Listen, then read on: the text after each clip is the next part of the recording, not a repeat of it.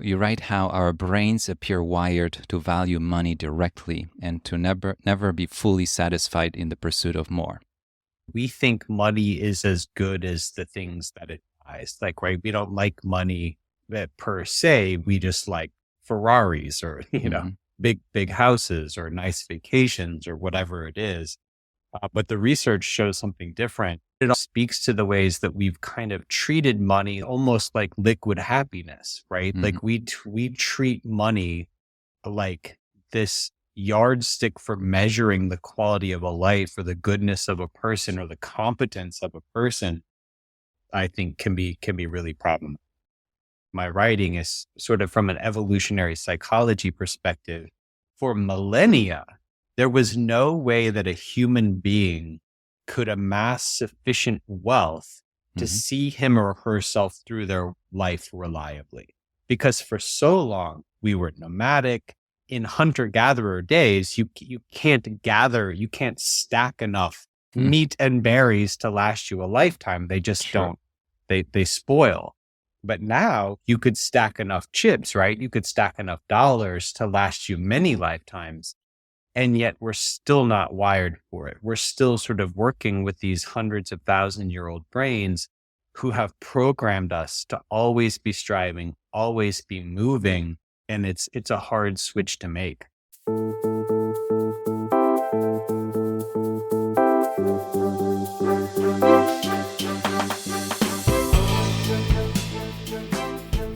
Welcome to Talking Billions. We talk about big ideas, big inspirations, big topics. We take on the hardest subject of all, money. How to make it, save it, keep it. But our conversations lead us to an even bigger question: what it means to live a rich life beyond money. My guests share their practices, principles, and evergreen wisdom. I'm your host, Bogumil Baranowski, author, TEDx speaker, investor, and a founding partner of Seacard Associates, a boutique investment firm founded in New York City. Join me on this quest to unearth the wisdom of the ages. Welcome, everyone. I'm so glad you're tuning into my podcast. For your convenience, the show is available on a multitude of platforms, including Spotify, Apple, Google, Audible, and many more. If you want to keep up with all new episodes, and there's so many more in the queue, make sure you subscribe and please do share it with friends and family. Review it and rate it if you can. Every little gesture matters, and I thank you for it. If you'd like to know more about me, or if you're interested in getting in touch, simply Google my name and it will lead you straight to my website. There's a contact form there, or check notes to this episode for links.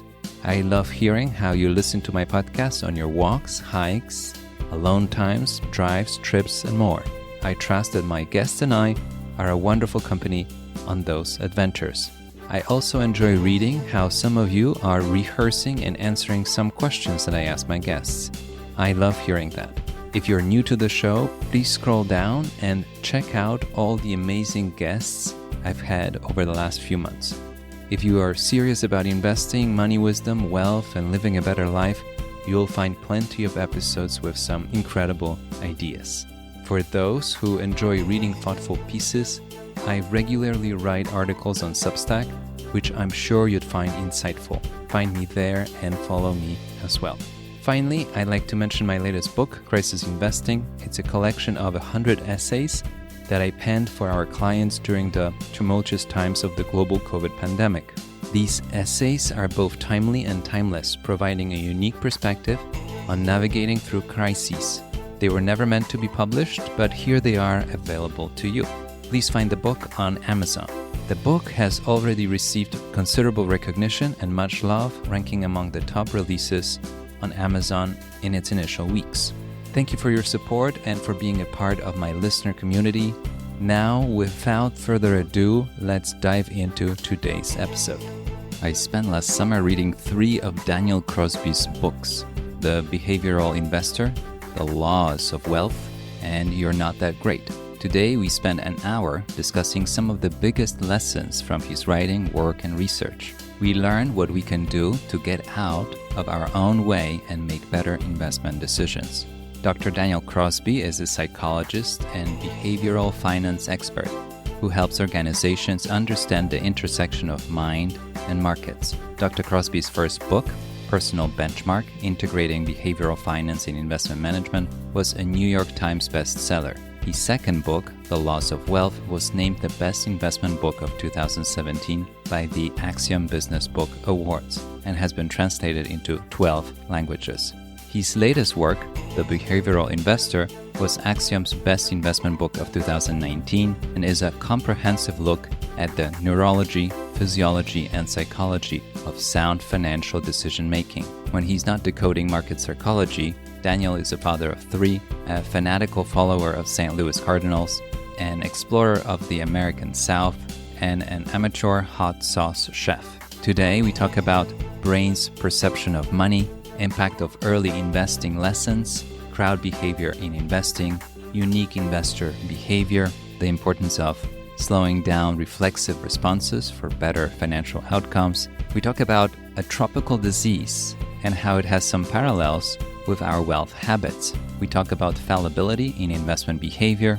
We discuss the role of investment advisors, and we have a fascinating chat about the performance measurement in the investment profession. Please help me welcome Dr. Daniel Crosby. Hello, Daniel. How are you? It's so nice to see you. Thank you. It's great to be here. As you know, I'm a big fan of your writing, of your books, of your ideas, and I spent this summer reading 3 of your books, The Behavioral Investor, The Laws of Wealth, and You're Not That Great. And I liked all of them for various reasons.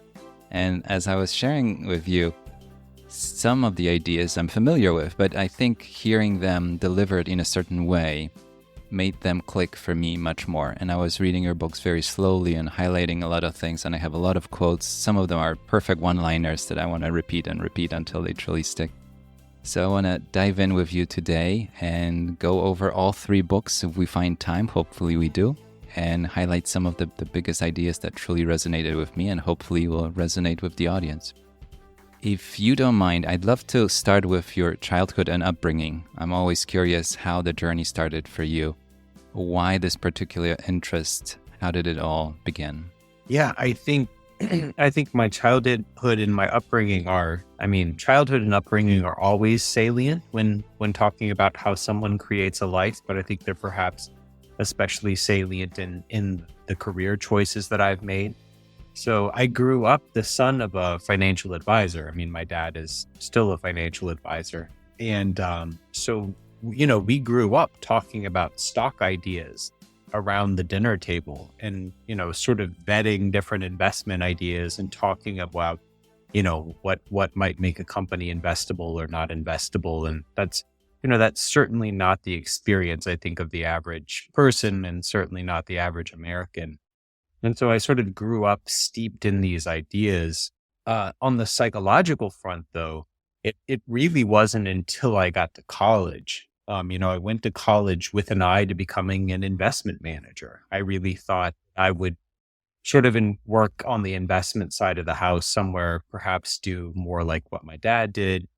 But in my general ed classes, my freshman year, I fell in love with psychology. I took a clinical psychology course. I took like an abnormal psychology course, which is, of course, the good stuff. And I really, really just fell in love with psychology.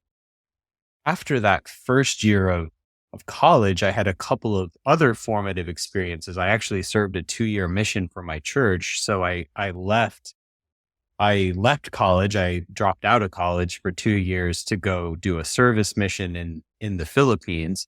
And so I spent 2 years, living on the other side of the world, but speaking a different language, very different cultures and customs and people. And I just fell in love with the whole process of, having grown up in my whole life in the US, having traveled very little, going 8,000 miles away, and just observing culture and values and beliefs and, what makes one culture different than the other. That psychology was again top of mind. And then I returned home after that mission to resume my educational journey. And a very close friend of mine had developed an eating disorder. And so I sort of became a liaison between her and her family. She was getting inpatient treatment out near where I went to school. And so I sort of became a liaison and a go-between between her and her family. And so that process sort of, was kind of the final straw for me falling in love with psychology. So then, went on to try and pursue a degree and did get a PhD in clinical psychology. But, long story short, somewhere along the way, um, just really burnt out, really Mhm. just was taking my work home with me. And I approached my dad and I said, look, I love psychology. I love studying human behavior. I love thinking about why people do the things that they do, but I don't love doing it in a medical context. What ideas do you have for me? And he said, well, look, there's a ton of psychology in my line of work, which shocked me. Like Mhm. I had thought of my dad as a math guy and a sales guy. Right. That's what he does. He sells, he works with numbers and he develops business. Mhm. And so basically that comment set me down the path to explore the human side of money, and the rest is history. These are some big, powerful ideas. And when I went to school, business school, and I studied finance and accounting, we didn't talk much about psychology at the time. Maybe we briefly touched on it, but I feel like it's such a big topic and such a big part of why investments work, why some approaches work, and how our human nature gets in the way. I want to start with a big question about money. You write how our brains appear wired to value money directly and to never be fully satisfied in the pursuit of more. And we might think that we see money in terms of what it can buy, a means to an end. But you propose a different perspective here. Could you share more? Yeah, a lot of times, kind of like you set it up nicely there, we think money is as good as the things that it buys. Like, right, we don't like money per se. We just like Ferraris or, Hmm. big houses or nice vacations or whatever it is. But the research shows something different. And I think it speaks to the ways that, first of all, it certainly speaks to some evolutionary roots that we can talk about in a minute. But it also speaks to the ways that we've kind of treated money like a panacea. And we treat money almost like liquid happiness, right? Hmm. Like we treat money like this yardstick for measuring the quality of a life or the goodness of a person or the competence of a person.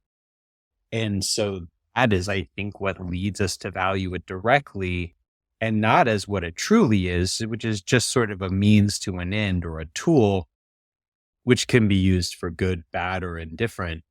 But we really do treat it as sort of liquid self worth, and that's, I think, can be really problematic.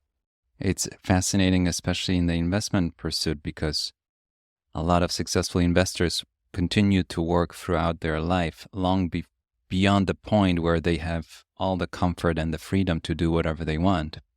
And I'm always intrigued what drives them. And you use the term liquid happiness, and I wrote down a quote that Chris Mayer, who is a successful investor and writer, shared on this podcast. It was a quote from Schopenhauer, who said that wealth is like seawater. The more we drink it, the more we want it.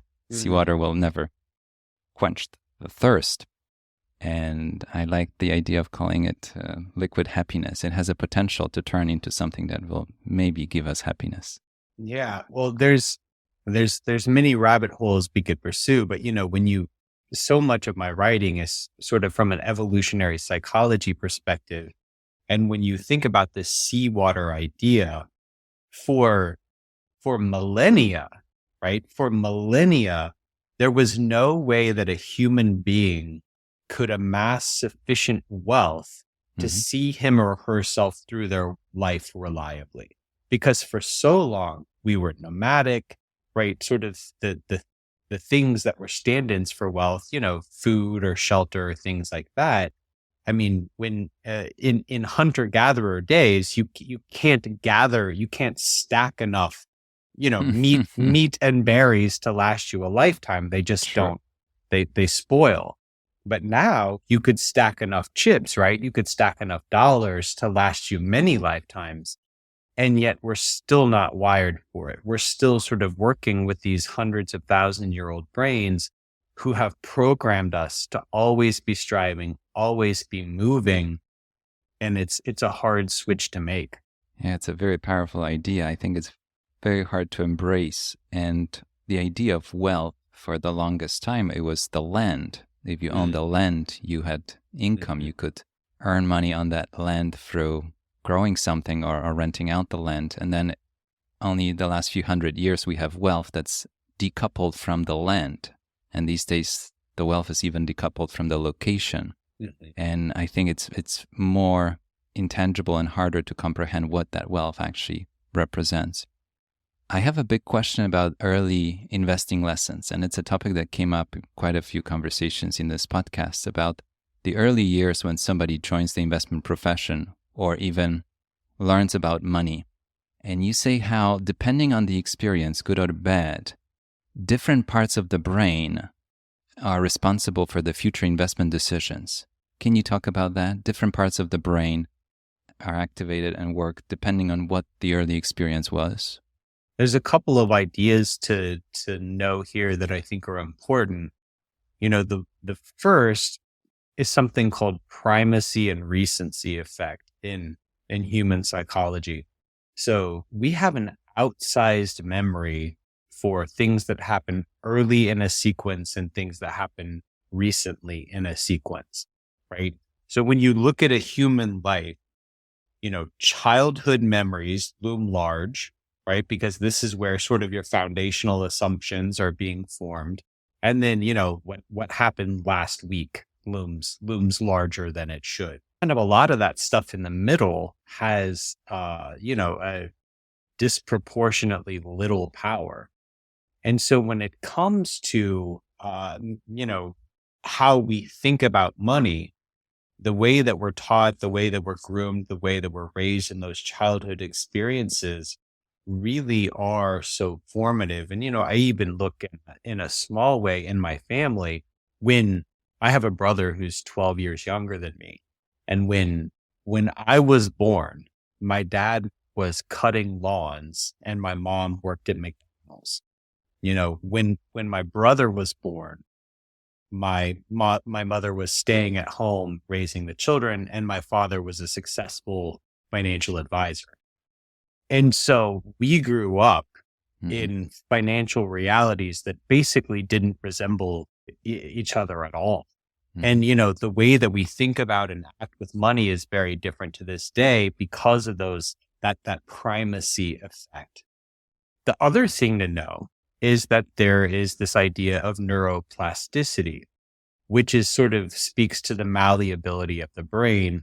And the easiest way to think about it is that we can quite literally, the way that a tire would wear a groove in a road or a muddy path or something, we can wear grooves into our brain that then become sort of the default pathway, right? And so the approaches, the ideas, the attitudes that we have about money, they're formed early. Those grooves become deeper with time, and then they just become sort of the neurological default. So, from the neurological level, there's something physical happening there where we're quite literally wearing grooves in our brain. And then from the psychological level, we have this outsized memory for things that happen early. And, a lot of my work most recently has been around couples and money, right? So you look at, two people in a romantic relationship, and I've studied basically what do couples fight about when they fight about money. And you see that however you grow up is your norm, your concept of normal or average, whether it's, great wealth, great poverty, or something in between, has everything to do with how you grew up. And I think this, the primacy effect and the neuroplasticity plays into that pretty heavily. It's fascinating because I read stories of various investors, and I have my own story. And the other day I was talking to William Green. I don't know if you know him, but he studied the lives of many successful investors. And great book. Richer, Wiser, Happier. And he was sharing with me the story of Guy Spear and Monish Babrai, that many people are familiar with, how they're friends and they both follow Warren Buffett. So you would think that they're alike, and they are in many ways, but they had a very different upbringing and family story. And Manish Pabrai is more willing to take huge risks. He saw his father go bankrupt many times and start over. Guy Spier, more about building lasting wealth and staying rich, and it has a different tolerance for risk. So it's fascinating to see how people can be very close, even in the investment profession, because of their background and early experience, can have very different views. I grew up in Cold War Poland. The first decade of my life, it was a different world. And there was no stock market. There were ration cards. The stores were owned by the government. They were empty. I didn't grow up with a mindset of scarcity. Quite the opposite. I thought my world was full and complete until I saw the huge change and I realized the world can be organized in a completely different way. But I have cousins who were born completely missing out on that decade. And the same way as when you talk about your brother, we remember Poland in a very different way. And they can't even imagine what it was like in those 10 years that I remember as a kid, because these are the days when you get really shaped, and your expectations and your tolerance and even shopping habits. I don't enjoy shopping because the stores were empty. I never thought that going to a shop can be fun. And I never developed a big affinity for running around supermarkets and malls, which a lot of my friends do. So it's interesting how you can trace back why you do what you do today because of the early days. I want to ask you about the crowd. You mention in the book how it sometimes pays to follow the crowd. And I'm curious to explore it more. I wrote a book, Outsmarting the Crowd. So Outsmarting the Crowd. So I think we'll have a lot to talk about on that topic. But tell me more why it pays sometimes to follow the crowd. Yeah, there are times in which the crowd is wise, right? So we'll take sort of a silly example, right? So if you have a jar that's filled with jelly beans or the weight of a cow or something like that, any individual guess is likely to be pretty bad, but the aggregation of those guesses is almost always very close to the right answer, right? I mean, that's often really close to the right answer. So there are places where the crowd is wise. You know, I've talked about something like Yelp scores or hotel reviews. I mean, they're remarkably reliable, right? Like, I don't think I've ever eaten at a restaurant that had a 4.5 or better on Yelp, you know, and walked away disappointed. And I rely heavily on that. But these are low stakes decisions that we have a lot of experience making, right? You eat 3 times a day. You're pretty good at knowing what tastes good and what doesn't taste good. So the conditions for sort of a reliable crowd decision, right? So not super emotional, right? Like where to eat is not an overly emotional decision, right? You've made it with some frequency, right? 3 times a day, and immediate feedback. That's another important piece. We need immediate feedback, right? Like you can go to a restaurant and know within 5 minutes whether the food is good or not. Like you don't need to wait around for years to figure that out.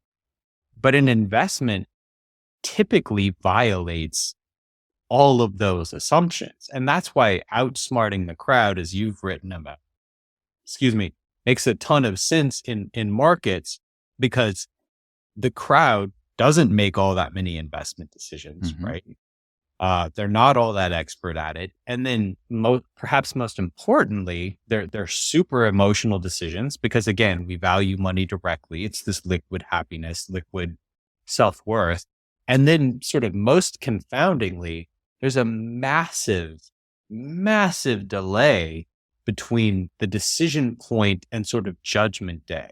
I mean, you think about something like Amazon, you know, buying Amazon stock. Well, for a while, that was a great choice. Then it was a horrible choice. Like it was down, you know, better than 90%. And then of course, now it is what it is today, which is this incredible thing. So is Amazon, you know, is buying Amazon stock a good choice or a bad choice? Well, like it depends. Like, you know, it kind of depends on your time frame. And so it makes investment decisions uniquely thorny because they're ultra emotional, they're low frequency, and there's this really fuzzy feedback mechanism. I like that idea. And I look for the extremes, whether it's a recommendation or a rating that you mentioned in books or restaurants. It's always curious to see what the extremes are. At least for me, it's very telling who gave 1 star or who gave 5 stars and a best note possible. And I'm just curious where it came from and what they really thought. And in the market, I would assume that most of the time the market is fairly correct about valuing, but there are moments of true distress, I call them, and especially on the downside where you can have an opportunity to buy wonderful businesses at very low prices. And most recently was March of 2020 when people truly panicked. And then on the upside, there are moments where everybody thinks that things will get better and better and you have a bubble. And that's the moment where you want to step away and be more cautious. But it's fun to watch the crowd. And sometimes the crowd gives us the right recommendation and sometimes we have to think for ourselves. I have a couple of quotes that I really liked, 3 that I want to share with you, and I'm curious to hear more about them. First one is, you were born to fit in, but investing requires you to stand out. The second one is, trusting in common myths is what makes you human, but learning not to is what will make you a successful investor. And the last one that I really like, I think it's thought-provoking, the behavioral investor thinks like a rat, caring only for probability in a world that craves sophisticated nonsense. Okay. Wow. We'll start with the last one first, and you may have to read some of those back to me. But the rat research was really interesting. So I actually do this in one of my presentations. I have people try and guess. And so what they did is they set up this scenario where 80% of the time, 80% of the time it's a green dot, and 20% of the time it's a red dot. Mm-hmm. And so what they ask people to do is to try and figure out what the next dot in the sequence will be, right? And there's like 100 dots or whatever, right? So they pop up sort of one at a time. You can tell people this, right? Like you can even tell people the distribution, right? You say beforehand, okay, we're going to do this thing. 80% of the time it's going to be green, 20% it's going to be red. And so when humans go through this exercise, they're too clever by half, right? Because what they try and do is they try and game it. Mm-hmm. They go, okay, well, there's been 2 greens in a row, so we're probably due for a red. Or like, well, we just had 2 reds, so it's probably time to guess a bunch of greens. And they're trying to look, they're engaging in these sophisticated human processes to try and game the system, right? Mm-hmm. They're trying to find patterns and logic, which is human nature. When rats do this, of course, you can't tell a rat about probability distribution. So the way that they do it is when it's green, they get rewarded. When it's red, they get shocked, right? And so when they guess correctly, right, they get rewarded. When they guess wrongly, they get shocked. And so what the rats learn to do very, very quickly is to always guess green. Right? They learn very, very quickly. Just always guess green. Like if it's right 80% of the time, about the best chance you have is just keep guessing green, because 4 times out of 5, that's going to be the right answer. So rats complete this task with a little bit of experience. Rats get this right 80% of the time because they always guess green, and humans are hovering around the 50, 60% mark because they're trying to look for patterns, streaks, and impose some sort of form or structure where there's truly just randomness. And so, the great parallel here is to markets, right? I mean, markets go up 65, 70% of the time, kind of depending on the market.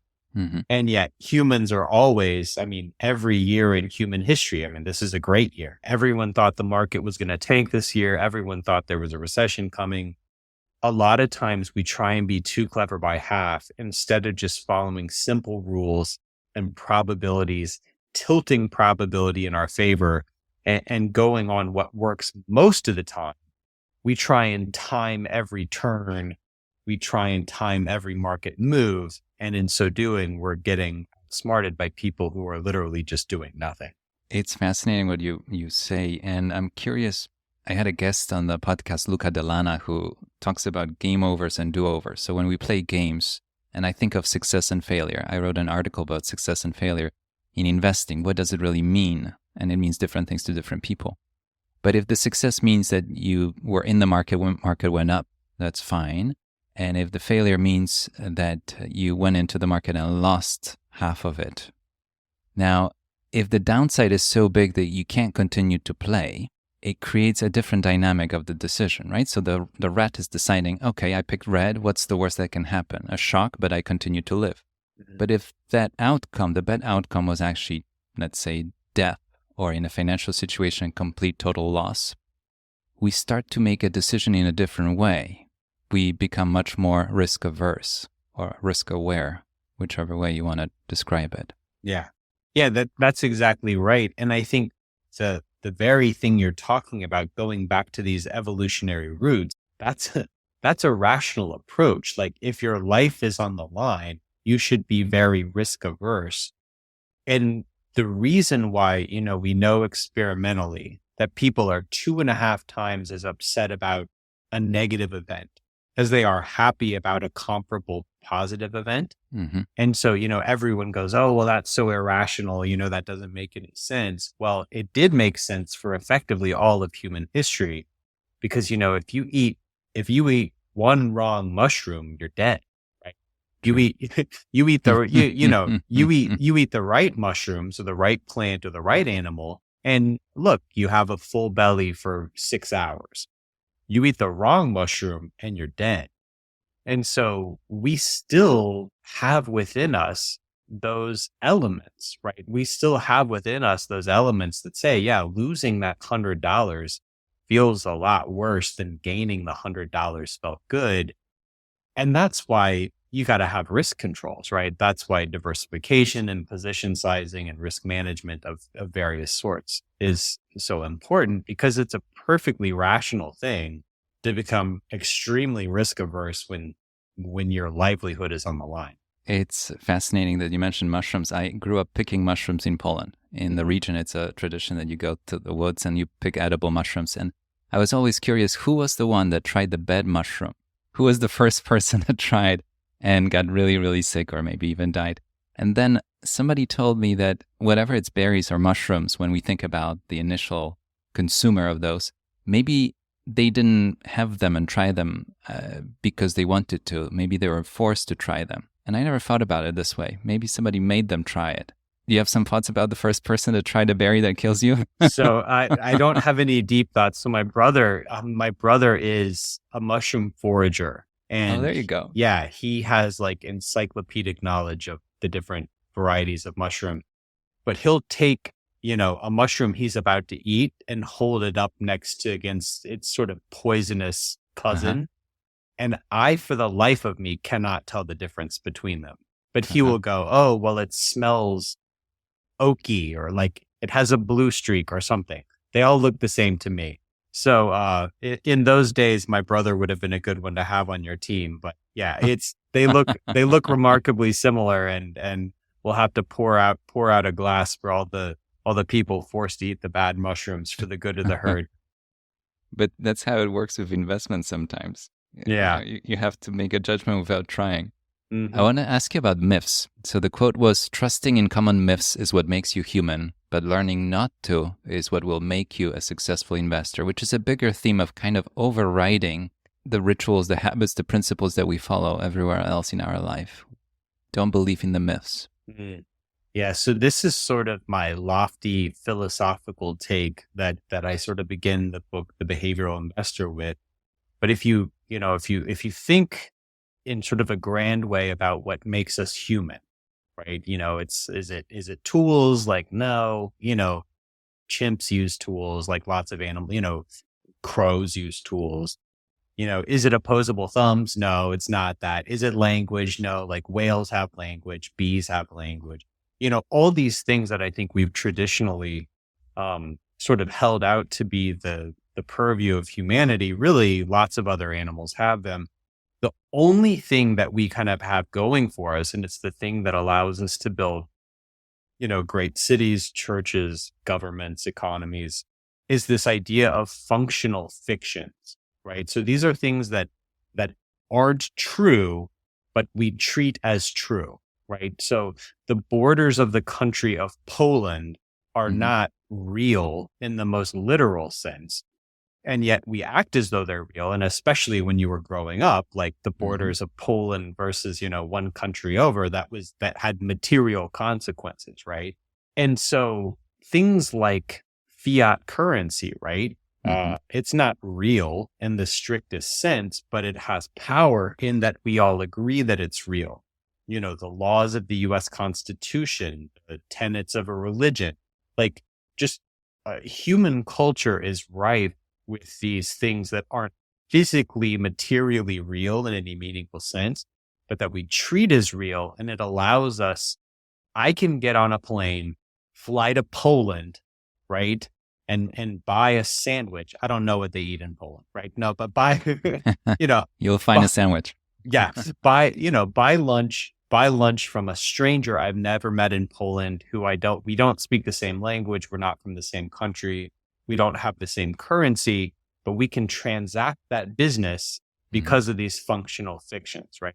Okay. So one of the hallmarks of the book is that I talk about how things that serve us well in one part of our life serve us very poorly in another part of our lives. And so these functional fictions, which do so much for us culturally, are the reason why we follow the herd. And perhaps the most interesting, it's hard to say, but this is perhaps the most interesting bit of research that I came across in writing The Behavioral Investor. There's this famous study called the Asch experiment, where you have one line, think of like a bar graph, right? So you have one line on the left and 3 lines on the right. And you have to say which line on the right looks like the line on the left, right? So I have a couple of young children. They could do this, right? Like it's super simple. You just match the line on the left with the line on the right. So individually, everybody gets this right. But when you put people in groups, 76% of people get this wrong if they're in a group where people are in on the joke and they give the wrong answer, right? So I'm the eighth, if that makes sense. I'm the 8th person in line. I'm not in on the joke. The other 7 people are confederates of the experiment. So they all give the wrong answer. Right. And so 76% of the time when it comes to me on this extraordinarily simple task, I would give the wrong answer. Now, we used to think that this was like a peer pressure thing, right? This is just simple peer pressure. Daniel can see that those lines are not the same length, but he answers as though they are to not, stick out from the group. But what's fascinating is when you hook someone up to a brain scan, you hook someone up to an fMRI machine, and you put them through this, what they find is when people are engaging in this experiment, that the part of their brain that is impacted is not the peer pressure part of the brain. It's actually the sensation and perception part of the brain. So your brain physically changes the length of the line to make you believe that it's matches, if that makes sense. So you have effectively, your brain has created a distortion field to help you fit in with the crowd, like a physical distortion field to help you fit in with the crowd and make the line the same length. And it's like science fiction stuff, right? It's like it's so primal and so central for us to fit in that our brains will actually change the world around us to help us fit in. It's a very powerful idea when you think about it, and it can get us in a lot of trouble investing. I would call it a little bit outsourcing your thinking to the group. And the second thing that you mentioned is we want to fit in so bad that we're willing to make a mistake just so that we're not called out as one that doesn't belong to the group. And I think it's extremely difficult as an investor to always know what you are actually thinking. I mean, the minute you open your laptop or your phone, you see news and opinions and comments about recession coming or not coming, earnings being good or bad. Actually, 5 minutes of reading and you don't really know what you really think yourself and what you're trying to do to distort your own vision so that it fits into the headlines that you just saw. And I think it takes a lot of discipline to be sure what you really think and what's just something that you repeat because so many other people said so. Well, it's, a couple of interesting pieces of research here.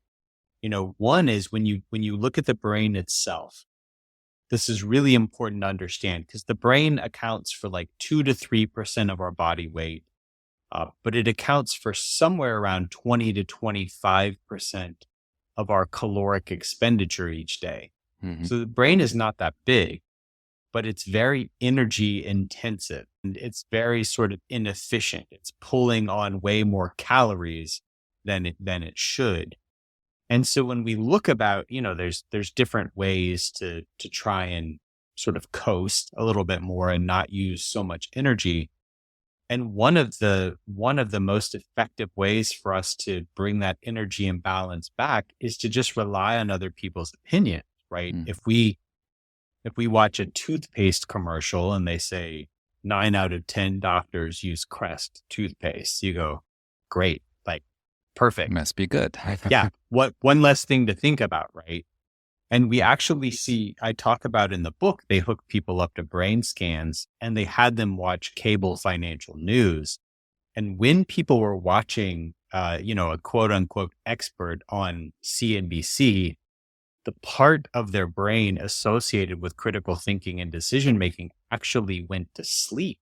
Mm-hmm. So you basically have given the wheel of your financial decision making over to whoever's on TV because your brain is tired, candidly. And so I think it's a call for us to be very thoughtful about the inputs. I think it's a call for us to be very thoughtful about the places and the people and the ideas that we surround ourselves with. It's a very powerful image and idea to ponder. The big central theme in your book is that we obviously make mistakes. And one of the advice that you share is to slow down our reflexive thinking. And I thought it's really powerful because we talk about delayed gratification. I talked with Chris Mayer about delayed reaction and judgment that we can sometimes exercise or choose to exercise. That gives us a chance to actually pause and think, why am I doing this? Can you talk about that slowing down of our reflexive thinking as an opportunity, a chance to maybe make a better decision? Yeah, there were a couple of like quirky little studies in the Behavioral Investor that I really liked. And one of the ones that's, sort of quirky but interesting looked at people who were bilingual, right? So people who are bilingual make better financial decisions when they are talking through them or reasoning through them in their non-dominant language, right? So I speak Filipino and English, but I speak English a lot better than I speak Filipino. So if I am asked to reason through a complex problem in Tagalog or Filipino, it makes me slow down, right? I have to be more thoughtful. I have to be more deliberative. It goes back to thinking fast and slow. I can speak English very reflexively with very little thought. To engage the Filipino speaking part of my brain takes a lot more deliberation. So we also found research that when people are presented with two choices between sort of equal alternatives, and they're pressured to make a decision, 80+% of the time, they go with their existing decision. If they're pressured, 83% of the time, they're going to go with the status quo. But if you give them a night to sleep on it, it's almost 50-50. And people are able to weigh those alternatives much more evenly. Mm-hmm. And so, I don't know that there's any magic shortcuts here, but a lot of times this sort of this old school wisdom of sleep on it or like give it a day, there's actually some rigor to it. And this is one of those cases. I like that. Whenever you're in doubt, sleep on it. And whenever you feel that people tell you have to make a decision by the end of the day or in the next 5 minutes, which is actually a very successful selling technique, I hear. Mhm. It's a place where you might be making a decision and buying an appliance that you don't actually need, or making an investment choice that is not good for you.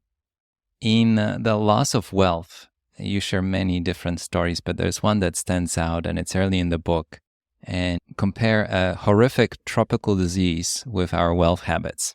Can you tell us more about that?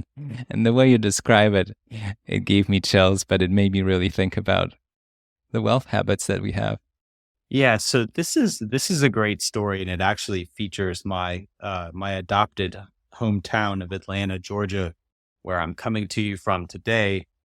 But if you think back about diseases, there is actually only one disease that has ever been truly eradicated. Do you have a guess what it is? Do you happen to know what it is? I don't know what it is. Is It's it the one? smallpox. It is, okay. So smallpox was fully eradicated, like taken off the face of the earth, basically. Right? Hmm. And the way that the first smallpox vaccine was rolled out in the late 1700s, but for many years you had flare-ups, and it was still bad. So in the 50s, mid 50s through 1980, there was a massive coordinated worldwide vaccination effort, and smallpox was eradicated. So that is the only disease that has ever been and so now the only reason we keep smallpox vaccine is biological weapons and stuff, like in case some bad guy wants to, cook some up in a lab and shoot it on a missile. So the other disease, though, that we are this close to eradicating is the tropical disease in question, which is guinea worms. And smallpox was eradicated through sort of the usual suspects, right? Vaccine. That's how you think you would get rid of a disease, is with a powerful medicine. But guinea worms, in the mid 80s, there were nearly 4 million cases of guinea worms, and it is disgusting. But it's this long tapeworm that goes inside of you, can be up to 3 feet long, and it's as miserable as it sounds. Mm-hmm. And so this was impacting large swaths of Africa. Anywhere that it would go and there would be a big outbreak, it would decimate local economies and health, and just, ruining millions of lives. And the way that it's spread is that people will go down to a communal watering hole, and to try and get relief from the itch and the burn of the worm, they'll go wash their feet in the this community water source. And then, of course, that reinfects the entire village. And so there is, to this day, no medicinal cure for guinea worms. There's no shot you can take. There's no pill you can take. But the Carter Center here in Atlanta has spearheaded the effort to get rid of guinea worms. And at the most recent count, we're down to 13 cases in the world. Wow. So it is just on the absolute brink of being eradicated. But there's no pill, there's no potion, there's no vaccine. The way they did it was teaching just a couple of sound behaviors. Mm-hmm. They taught early detection, they taught sort of symptom relief, and importantly, they taught sort of community intervention. So basically, like, hey, if you see someone that's showing, ABC signs of an early guinea worm infection, you don't let this person within 1 million miles of your water. Right. And so basically the community self-educates and self-polices. And so the analogy that I draw in The Laws of Wealth is that, like, look, we're beset by this sort of cancer of irrational, misguided financial behavior. But if we can just get a couple of behaviors right, in the same way that the Carter Center and those folks have nearly eradicated guinea worm, we can free ourselves of bad behavior by following just a couple of simple rules the same way that they did. It's a very powerful idea. And I keep thinking how the principles are well defined and written down and shared, but embracing them is the hard part. And that leads me to another quote from Laws of Wealth. You write, "The fact that people are fallible is your biggest enduring advantage in accumulation of greater wealth, but it's also the biggest impediment to the very same goal. Right. So the thing about working in behavioral finance is that, Jason Zweig, who used to write for maybe still does, right, for the Wall Street Journal. Right. He talks about how people use behavioral finance as a window and not a mirror. And so what I'm saying there is when most people read a book like mine, they go, oh, wow, it's them. yeah. Oh, it's like, oh, wow, my wife or, my brother or, my mother-in-law totally does this. And like, yeah, I see that with my clients. But I guess what I'm saying there is like, look, understanding human psychology, I would say, is sort of the only source of enduring alpha, because any other non-behavioral sort of market anomaly that gets discovered gets arbitraged away immediately. Because if it's easy to do and everybody knows about it, then everyone's going to do it till it's gone. But if there's a behavioral core to, your signal there, you have a shot. You have a shot at real arbitrage, this behavioral arbitrage. But the first step is to realize that you're no better, you're no smarter, you're no luckier than the next person. I talk in the book about the sort of the various forms of overconfidence. And it's, we think we're better than other people. We think we're luckier than other people. And we think we have more of an ability to forecast the future than other people. And thinking those three things is like a recipe for disaster in markets. And so, yes, read the book, learn all about wacky human behavior, but know that you're just as well. So you're telling us we're not that great. You're not that great. That's right. And we'll come back to that book in a minute, but I wanted to ask you a few more questions about this book because it had so many wonderful revelations for me. One of the points you make is about investment advisors, and you have some kind of words for investment advisors. You explain how they help us, they keep us from making big mistakes over a lifetime. So there's actually value added. I would see it as getting between the capital, the money, and the client in moments where you can help. Can you talk about that? I thought it was really interesting because it's a different way of evaluating the benefit of having an investment advisor. Yeah. So in the technological world that we live in, a lot of times what technology does is take the most basic form of a role or a profession and tries to technologize it and say, oh, that profession is dead, right?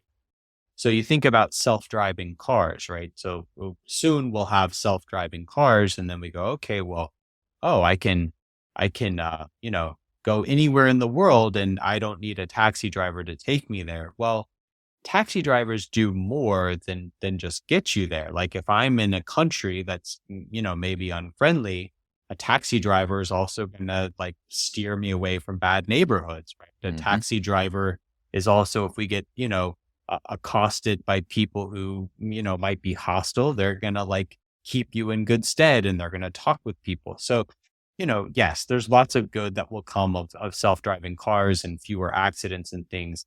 But a taxi driver is more than, just a taxi driver.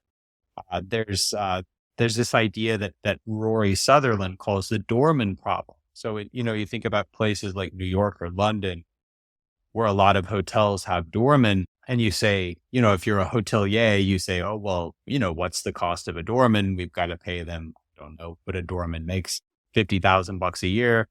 Like, well, we don't need that. We'll just give everyone elevator keys and, blah, blah, blah. And they can take care of themselves. And then we'll save ourselves $50,000. Well, a doorman is also a concierge. A doorman is also keeping, people from sleeping in front of the door and keeping the building from running down. And they find that the doorman actually adds a lot of value outside of that. So I think in a world where it's effectively free to trade stocks, it's easy for you to set up an account at a number of discount brokerages where you can manage your own money. A lot of people, I think, have sort of prematurely declared the death of the financial advisor. And when you look at the research, and I attack the research from many different angles with this one, But, what we see is that people need an advisor, but not for the reason that they think. Hmm. When people choose an advisor, usually they think, well, I'm going to hire this person and then they're going to generate outsized returns for me. And that's going to be the source of my advantage. Right. And if what you're looking from your investment advisor is reliably beating the market, then you're correct. You probably don't need an advisor for that reason, because most of them can't do it just definitionally. But if you're saying, look, I want someone to help me reach my goals and to stay the course, Hmm. people with an advisor are happier. They make better decisions. They have better global quality of life. They have higher levels of happiness. They have better, lower levels of marital discord. And oh yeah, people with an advisor tend to outperform those who don't have an advisor by 3% a year. So one of the studies I cite was out of Canada. They made people, they standardized sort of the comparison apples to apples, and people of similar educational and income levels who worked with an advisor had 2.7 times the wealth of those who didn't, if they had worked with an advisor for 15 years plus. And, the reason that the DIY folks are underperforming the people who are advised by 3X is not because advisors know every hot stock. It's not because advisors are timing the market. It's because advisors are keeping you in good stead. They're keeping you from a catastrophic screw up. They're keeping you from making these behavioral mistakes that are sort of the hallmark of wealth destruction. And so an advisor does a lot more than an app. That isn't always appreciated. I think it's a more nuanced and comprehensive way of looking at the role of an advisor. And I do agree with you how it seems that we can do it all on our own, but that kind of help can make a huge difference, especially if it's a lifelong pursuit. And Yeah. it could be a multiple of what you would have ended up if you tried to do it all on your own. And related to that, you talk about performance, and the investment profession is obsessed about it, the idea of performance, because you can quantify it, you can measure it throughout the year, but even throughout the day, you can tell if you're underperforming or outperforming before lunch or after lunch. But it's not very helpful when you're thinking about a lifelong pursuit of keeping and growing your wealth or a family fortune. And you talk more about personal needs rather than an index as a way to gauge if you're on the right track. And then you add that because of this approach, you might be better positioned to deal with market volatility. It can enhance your savings behavior and maintain a long-term focus. Can you talk about that? I thought it was really interesting. Yeah. So this idea of personal benchmarking is, I think, useful on a couple of fronts. First of all, it just is sensible, right? People often compare their performance to the performance of, say, the S&P 500. But for the average person, you don't want to take S&P 500 type risk. And so you're sort of comparing apples and oranges. But at a deeper level, there's a psychological benefit to it, which is people in what we'll call goals-based portfolios, right? So these are portfolios that have been personalized for you and your values and your needs. People in goals-based portfolios in one study saved twice as much as those in a control group, and in another study were 10 times less likely to go to cash during a volatile market, specifically the great financial crisis. And so not only is it sensible and does it help you sort of take appropriate risk reward trade-offs, it also has this psychological benefit to you that it gives you sort of the rocket fuel you need to save and the purpose you need to stay the course. And it's actually why I'm a big proponent of ESG, like socially responsible type investing too. I'm actually quite cynical about the good that ESG does. Like, I don't believe that, me as someone who would like to see fewer, less tobacco in the world, right? Like, I don't think me divesting my portfolio of tobacco stocks hurts the tobacco companies much, because someone else will just come snap it up and whatever. It's a secondary market anyway. Who cares? And so I don't think that it does much in some ways to sort of create the world we want. But from a behavioral perspective, it's extremely powerful, right? Because if I've got the Daniel Crosby retire to the Dominican Republic fund, that looks a lot different than Daniel Crosby fund ABC 123, right? By labeling it, by personalizing it, by imbuing these accounts with our goals, we actually reap some real psychological benefit. Perfect. Daniel, I know you have to run. Thank you so much. We covered so much today, and I hope we can pick it up at some point and continue this conversation. But for today, I really want to thank you for your time and generosity. Well, thank you for the thoughtful approach you took to reading the books. I really appreciate it. Wonderful. Thank you for today. Yes. You were listening to Talking Billions. We talk about big ideas, big inspirations, big topics. We take on the hardest subject of all, money. But our conversations lead us to an even bigger question: what it means to live a rich life beyond money. If you enjoyed the show, please take a moment and follow, subscribe, rate, and share with friends and family. We rely on word of mouth to promote the show. One click for you means the world to us.